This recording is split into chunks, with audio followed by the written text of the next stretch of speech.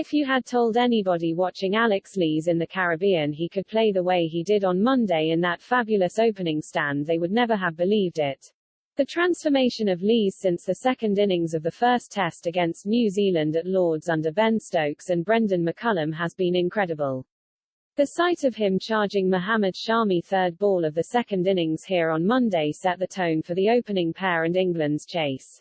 Lees immediately put India's formidable attack on the back foot, the runs simply flowed after that.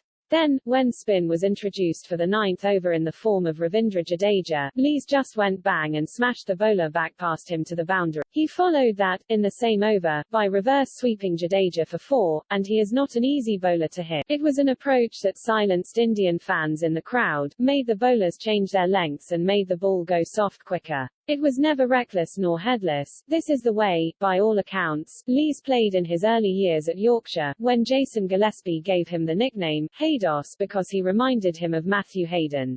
Maybe this is why Stokes is batting the way he is, because the captain's attitude is filtering through his team. The players must be thinking, if our skipper is running down the pitch then so am I.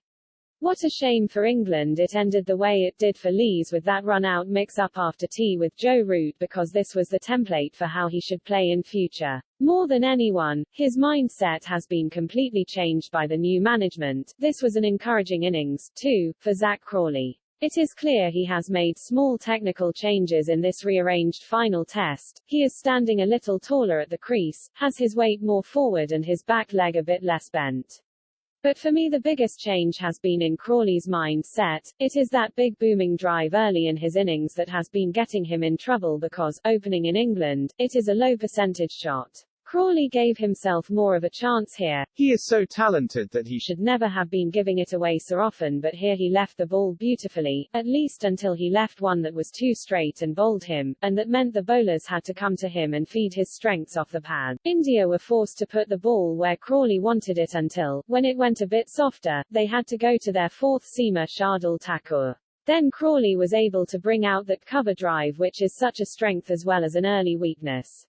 He can and should play the shot, just not so early on with the Duke's ball moving. That leave which did for Crawley in the end came in the over after the ball was changed, which has been a feature of this test summer and something I don't agree with.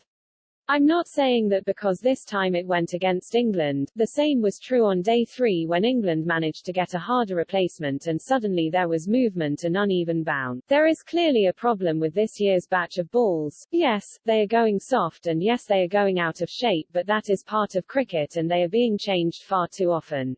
The problem is finding a replacement that has had the same amount of use because you just don't know what that new ball will do. The only reason teams constantly want them changed this season is not because they have gone out of shape, but because they are not offering any movement. The laws say the balls can only be changed at the umpire's discretion and it is not simply down to whether they can pass through the hoop. But they are not exercising that discretion. I saw one of the balls that had been changed earlier this summer and it wasn't too bad at all. Yes, balls do go out of shape, particularly if they are being smashed into the boards the way Lees and Crawley were hitting them on Monday, so, unless the ball is so bad it looks like a dog's dinner, bowlers must just be forced to get on with it.